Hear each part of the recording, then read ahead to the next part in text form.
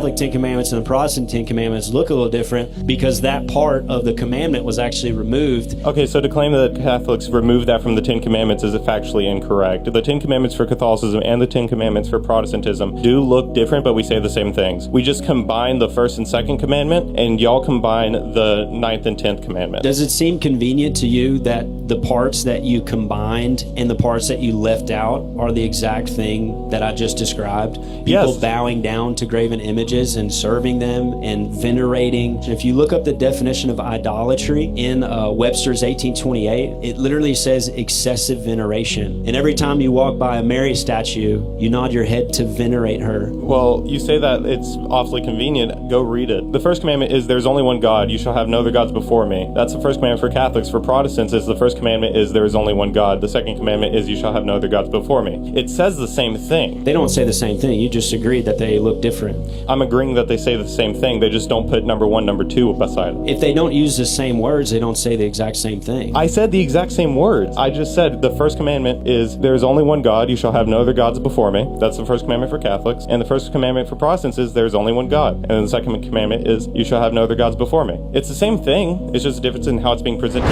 One of the most common accusations Catholics hear online is this: the Catholic Church removed one of the Ten Commandments.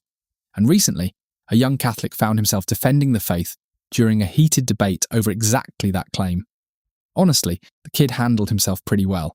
He stayed calm, didn't panic, and kept trying to explain a point many critics either misunderstand or completely ignore. Catholics and Protestants organised the commandments differently, but Catholics did not delete scripture.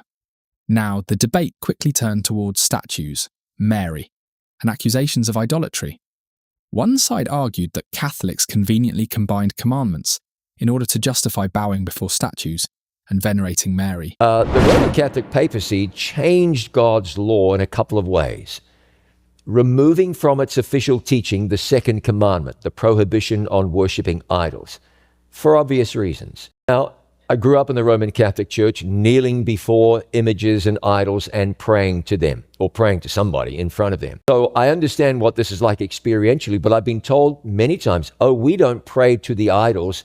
And I don't even know what the explanation is now. They remind us of Jesus or some such thing. Believe that if you want. But they removed that second commandment from their teachings. That left 9 commandments. And so what they did was they split the 10th commandment about coveting and made that number 9 and 10. Now, in some places you will read where the Vatican has,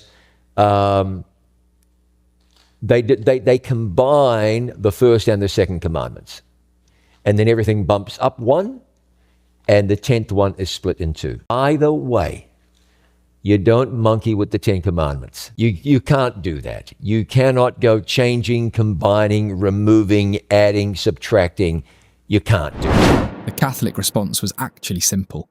The wording in Scripture is still there. The issue is not removing text from the Bible. The issue is how different Christian traditions have historically grouped and numbered the commandments. And this is where these conversations usually become confusing for everyday Catholics. People hear phrases like graven images, idolatry, and veneration, and suddenly it sounds like the Catholic Church rewrote Exodus itself. So in this episode, we're going to break down the claim that Catholics removed the commandments, why Catholic and Protestant numbering looks different, what the Bible actually says about idols and sacred images, and why this accusation has been repeated for generations despite the full text of Exodus still appearing in every Catholic Bible on earth. Why is it that the Catholic faith has a different 10 commandments than every other Christian denomination? The reason is because they changed the day. So if you look at most catechisms, Catholic catechisms, and you look at the 10 commandments, in the original 10 commandments, the second commandment says don't have any idols, don't bow down to statues. Now they actually removed that. They shortened the 4th one, and then they took the 10th one that says don't covet your neighbor's wife or his house or anything that is your neighbor's, and they divided the 10th commandment into 2 commandments to keep the number 10 because they took out the second one and they shortened the 4th. So it has to do with their own history and their own bias. That's why the catechism shows a different version of the 10 commandments than what you'll find in the Bible. First, Catholics did not remove the second commandment. That's simply not true. Open a Catholic Bible right now and read Exodus 20.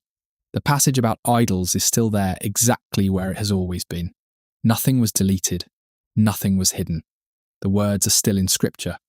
What's actually different is the numbering system. And here's the part people often leave out. The Bible itself never numbers the commandments in the text. Catholics, Lutherans, and even many ancient Jewish traditions group the command against false gods and idols together because they are part of the same commandment about worshipping God alone. Many Protestants separate them into two commandments instead. Then Catholics split the coveting section into two: coveting your neighbour's wife and coveting your neighbour's goods. So nobody removed anything. The numbering is different, not the Bible. And honestly, if the Catholic Church was trying to secretly erase the command against idols, why would Catholics literally keep printing the full passage in every Catholic Bible for centuries? That would be the worst cover-up in history. Ever been in a conversation about your faith, and suddenly you don't know what to say? You believe. You care. But in that moment, you freeze. You're not alone. Most Catholics were never taught how to clearly explain or defend what they believe, and that's exactly why we created something to help. Our newsletter breaks things down simply. Real questions, real objections, and clear responses you can actually use in everyday conversations. No fluff, no confusion, just truth you can understand and share with confidence. If you're tired of second-guessing yourself, if you want to stop staying silent, this is for you. Click the link in the comments or description to join the Catholic Explained newsletter and start getting equipped today. Now let's get back. What's really happening here is that people confuse summaries and numbering systems with changing Scripture itself. For example, if two teachers summarize the same chapter differently, that does not mean one teacher deleted half the chapter. And that's basically what's happening with the commandments. Different Christian traditions organize and summarize them differently for teaching purposes. Now here's something many people don't realize. The Bible itself never says, commandment number 1 is this, commandment number 2 is this, and so on. Scripture gives the text, but the numbering traditions developed later. Catholics follow a numbering tradition connected to St. Augustine that has existed for centuries. Many Protestants follow a different numbering tradition that became more common after the Reformation. So this is not Catholics versus the Bible. It's different Christian traditions grouping the same text differently. And honestly, if this were truly some giant Catholic conspiracy, it would have to be the worst conspiracy in history, because Catholics literally print the full text of Exodus in Catholic Bibles all over the world. Not exactly a great strategy for hiding something. Another thing that gets ignored in these conversations is context. Critics often isolate one sentence about graven images while ignoring everything happening around it. In Exodus 20, the commandment is tied directly to false worship. The issue is not artwork itself. The issue is idolatry, treating created things like gods. That distinction matters. Because if every religious image was automatically sinful, then God would be contradicting himself later in the Old Testament. In Exodus 25, God commands Moses to place golden cherubim on the Ark of the Covenant. In Numbers 21, God tells Moses to create the bronze serpent. In 1 Kings, Solomon's temple contains carved angels, palm trees, and sacred imagery throughout the temple itself. So clearly the commandment cannot mean that any visual religious image is evil. Otherwise, God would be commanding people to violate his own law. Now let's talk about another part of the accusation. Catholics shortened the 4th commandment. Again, this sounds dramatic until you actually look at what catechisms are. Catechisms are teaching summaries. They are not replacements for Scripture. They condense teachings into simpler language so ordinary believers can memorize and understand them more easily. That's why many Protestant churches also shorten commandments in children's lessons or church materials. You'll often see things like do not steal, do not murder, or honor your father and mother. Nobody accuses them of rewriting the Bible because everyone understands summaries are not the same thing as editing Scripture. Catholics are doing the exact same thing. The Church still teaches the full commandment regarding the Sabbath and worship. In fact, Catholics probably hear more about attending worship faithfully than most Christians do. And this leads to another common criticism. Catholics change the Sabbath. Now this is where things get interesting because many of the same people accusing Catholics of changing God's law worship on Sunday themselves. The Jewish Sabbath was Saturday. Christians began gathering on Sunday because Sunday was the day of Christ's resurrection. You can already see this pattern emerging in the New Testament itself. Acts 27 mentions believers gathering on the first day of the week to break bread. Revelation 1:10 refers to the Lord's Day. Early Christians recognized Sunday as the day celebrating the resurrection. So unless someone is prepared to argue that virtually all Christianity immediately abandoned God after the apostles, the Catholics changed the Sabbath argument becomes much more complicated than internet soundbites make it seem. And honestly, sometimes these accusations unintentionally create bigger problems for Protestantism than for Catholicism. Think about it. If the Church supposedly corrupted the commandments, corrupted Christian worship, corrupted authority, corrupted sacred tradition, and corrupted teaching very early on, then where was Christianity for over 1,000 years? Did Jesus fail to preserve his church? In Matthew 16:18, Jesus says, "The gates of hell shall not prevail against it."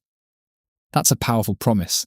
Catholics believe Christ protected his church through history, even with sinful human leaders involved.